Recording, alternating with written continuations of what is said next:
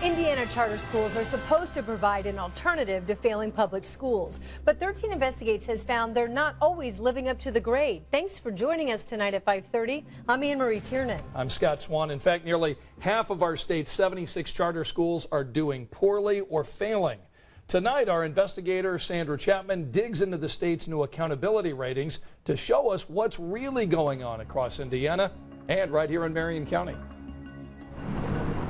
The end of the day at the Indiana Math and Science Academy West. It's a charter school option sponsored by the mayor within the Indianapolis Public School District. You guys doing well here at the school? You like it?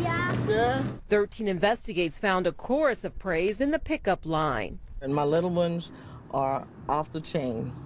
They were at an IPS school last year. I love it. I just love the teachers. I have a good relationship with all of them. I have no complaints. But insiders at the IMSA West tell 13 Investigates a different story, saying nothing is taught, nothing is learned with unlicensed teachers. The tipster says the school is without textbooks and has suffered from high staff turnover. A middle school math teacher and the assistant principal confirm 17 teachers left last school year.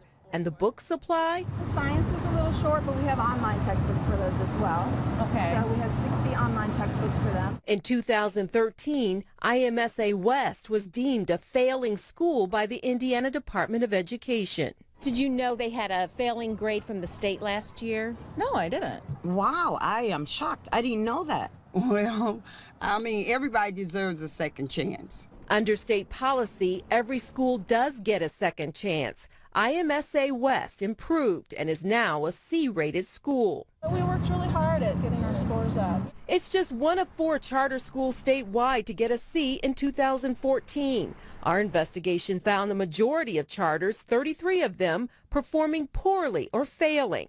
And about half of those struggling schools are in Indianapolis.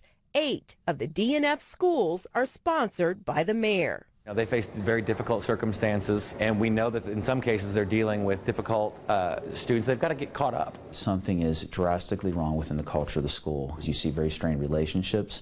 You see blame game going on. It's just an unhealthy environment where nobody feels good. Dr. Brad Oliver is on the State Board of Education and says the group is trying to do a better job rating charter schools. This year, only 5 are rated excellent. Those failing year after year not only get a second chance, but can fail 6 consecutive years before the state steps in. I struggle with that because that's half of a student's, time. Oliver admits state accountability brings pressure. He says schools like Flanner House Elementary, shut down amid a cheating scandal, raise red flags when test scores go from F to A overnight. Unfortunately, we live in an era of high-stakes accountability. Like it or not, Oliver says school grades indicate how schools are doing. In the case of Indiana's charter schools, there's plenty of room for improvement. I think what I've seen over the last 3 or 4 years in the state of Indiana is a greater intentional focus on trying to improve schools. Schools making a turnaround like IMSA West. It's kind of hard to fail.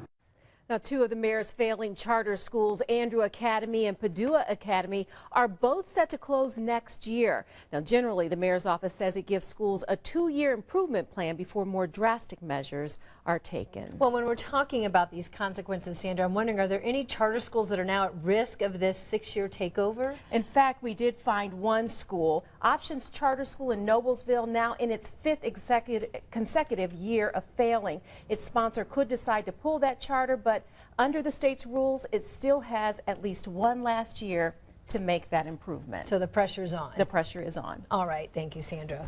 Well, if you'd like to check out your school or district grade, we've got them all for you tonight on WTHR.com. Just click on Hot Topics.